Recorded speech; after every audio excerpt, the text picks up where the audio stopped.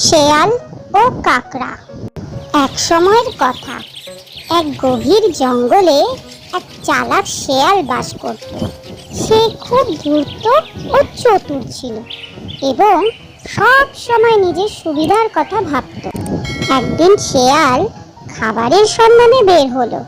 সে চারিদিকে ঘুরে দেখলো, কিন্তু কোথাও কোনো খাবার পেল না। সে খুব ক্ষুধার্ত হয়ে পড়ল। হঠাৎ সে এক নদীর ধারে পৌঁছলো এবং দেখলো এক কাকড়া বালির ওপরে রোদ পোহাচ্ছে। শেয়াল মনে মনে ভাবলো, আজকের খাবার তো পেয়েই গেলাম।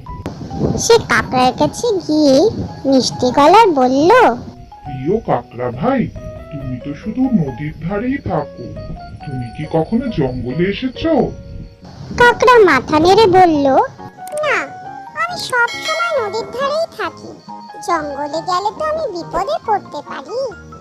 শেয়াল হেসে বলল, কেন বিপদ হবে? জঙ্গলে কত সুন্দর সুন্দর গাছ, কত ফলমূল।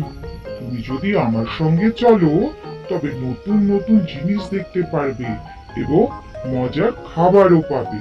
কাকড়া কিছুটা সন্দেহ করলো, কিন্তু শেয়ালের মিষ্টি কথায় সে রাজি হয়ে গেল।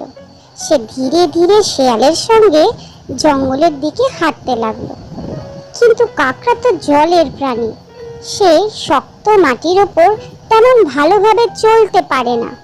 কিছুক্ষণ পরই সে ক্লান্ত হয়ে পড়ল। শিয়াল তখন মুচকি হেসে বলল, দেখো কাকড়া ভাই, তুমি তো জলের প্রাণী, জঙ্গলে এসে তুমি হাঁটতেও পারছো না। এখন তোমাকে খেয়ে ফেলা ছাড়া আর কোনো উপায় নেই। এই কথা শুনে কাকড়া বুঝতে পারল যে সে দ্রুত শেয়ালের ফাঁদে পড়েছে। সে দ্রুত বুদ্ধি খাটালো। সে ভাবলো, যদি আমি কৌশল না করি তবে শেয়াল আমাকে নিশ্চয়ই খেয়ে ফেলবে। তখন সে শেয়ালকে বলল, ঠিক আছে শেয়াল ভাই, তুমি যদি আমাকে খেয়ে ফেলতে চাও তাহলে খেও, কিন্তু তার আগে আমার শরীরটা ভালো করে ধুয়ে নিও, কারণ আমি নদীর কাদায় ছিলাম।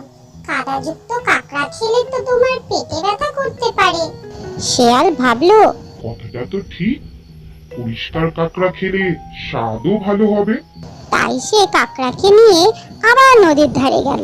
কাকড়া জল দেখে খুশি হয়ে দ্রুত লাফ দিয়ে নদীর জলে নেমে গেল। তারপর সে বলল, শেয়াল ভাই, দ্রুততা করেছো, কিন্তু আমার বুদ্ধির কাছে হেরে গেলে।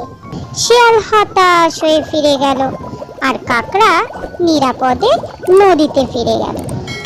নীতি কথা, অপরিচিতদের কথায় সহজে বিশ্বাস করা উচিত নয়।